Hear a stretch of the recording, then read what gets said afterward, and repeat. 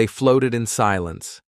Hundreds of them, mothers still clutching their children, students in uniforms, whole families face down in the surf.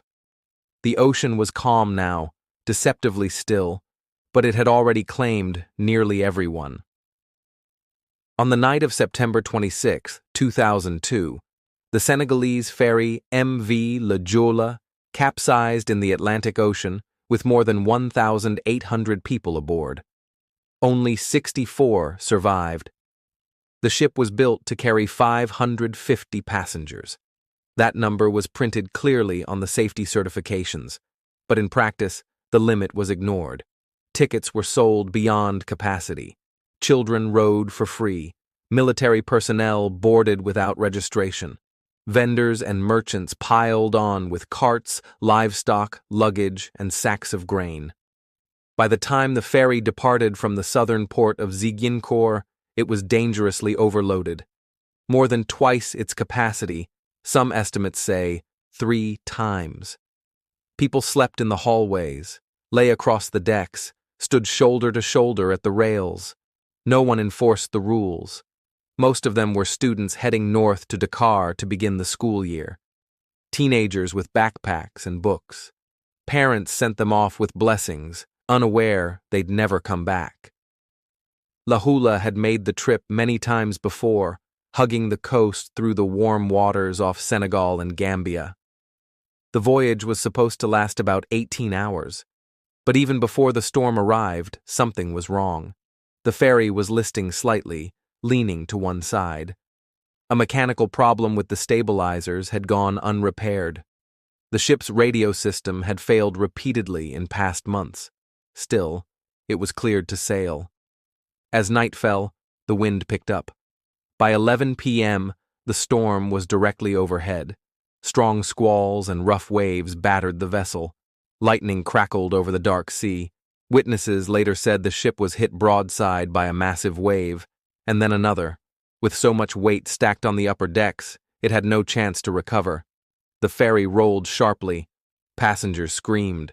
Luggage slid violently across the decks. Then the ship turned completely onto its side and capsized.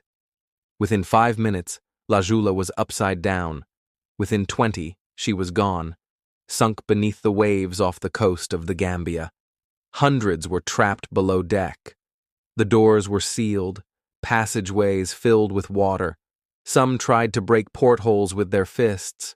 Others were dragged down stairwells as the water rose. A few managed to cling to the upturned hull, hoping for rescue. Some held on to floating debris, broken planks, life jackets, plastic bins. Entire families were torn apart in the dark. Survivors watched helplessly as loved ones slipped beneath the surface, swallowed by black water and silence. No distress signal was ever received. The ship's radio failed or had already been dead. No nearby vessels were alerted, and the Senegalese authorities didn't even realize the ferry was missing until the next morning, over 10 hours later. By then, most of those who had survived the sinking had already drowned. The first to arrive were local fishermen. They pulled exhausted, sunburnt survivors from the sea. One girl, 14 years old, had floated for nearly 40 hours, clinging to a wooden board. She was one of the last found alive. Her entire family was gone. The official death toll was 1,863, but most believe it was higher.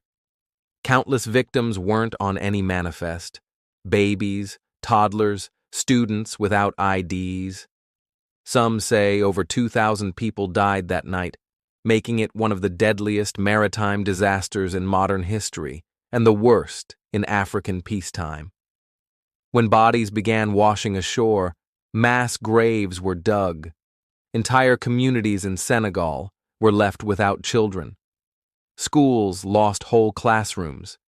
Some families lost every member. The Senegalese government promised an investigation, promised answers. But no one was ever held accountable. No charges, no resignations. Officials claimed the sinking was caused by bad weather, ignoring the overloaded decks, faulty equipment, and missing safety protocols. The wreck was never salvaged. It still lies on the ocean floor, rusting in silence just off the Gambian coast. And the dead? Many were never recovered. Their names, if recorded at all, were whispered once, written down, and forgotten by the world beyond Senegal's borders.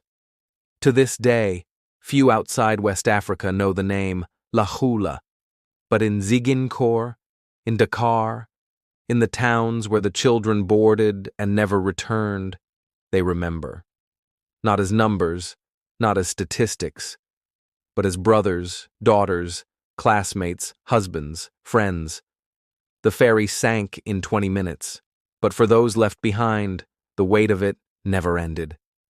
Thank you for listening to the Sunken Ledger. If you found this true story compelling, join us next time, when the sea gives up more of its dead.